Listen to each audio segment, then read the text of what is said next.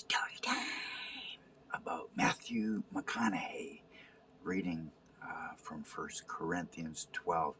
And you judge for yourself, but he's reading from an amplified Bible, but um, it's bang on.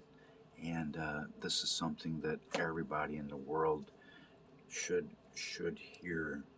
And it's a beautiful reading that he does. Matthew is quite the young man, and I'm quite the old man. So kick back and enjoy. I'm going to flip this around. I'm just going to hold this here. Let's make them bigger. This is 1 Corinthians 12, 19 to 24. So enjoy. See how this kind of thing works by looking no further than our own body.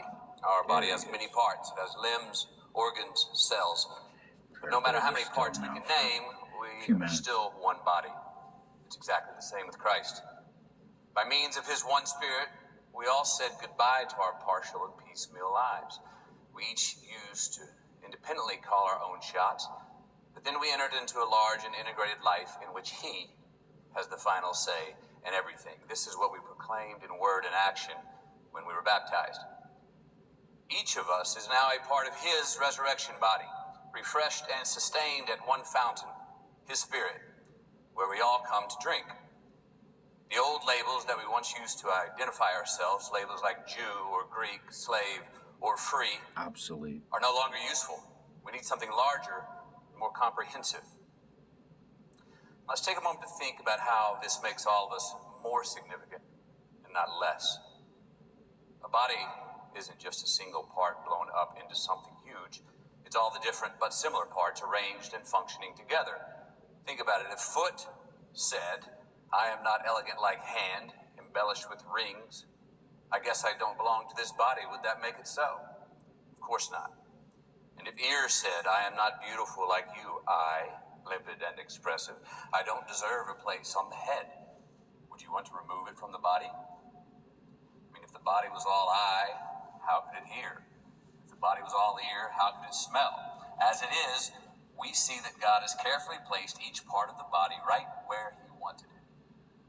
Now let's also think about how this keeps our significance from getting blown up into self-importance. For no matter how significant we are, it is only because of what we are a part of. Think about it. An enormous eye or a gigantic hand would not be a body, it would be a monster. and it sounds scary. What we have is one body with many parts, each its proper size and in its proper place. No part is important on its own. Can you imagine the eye telling the hand, get lost, I don't need you, hand, or the head telling the foot, you're fired, your job has been phased out? As a matter of fact, in practice, it seems to work the other way. The lower the part, the more basic the part of the body, the therefore more necessary. If you think about it, we can live without an eye, for instance, but we cannot live without a stomach. When it's a part of our own body we are concerned with, it makes no difference whether the part is visible or clothed, higher or lower. We give it dignity and honor just as it is, without comparisons. And if anything, we seem to have more concern for the lower parts of our body than the higher. I mean, think about it. If we had to choose, wouldn't we prefer good digestion to a full head of hair? Yeah, that's debatable. I mean, hang on, I can handle a little indigestion, but come on. Been working on this hairline for a while. God, give me a break on that one. The way God designed our bodies is a model for understanding our lives together in society, as well as in the church. Every part dependent on every other part. The parts we mention and the parts we do not mention. The parts we see and the parts we don't see. If one part hurts, every other part is involved in the hurt and in the healing. If one part flourishes, every other part enters into that exuberance.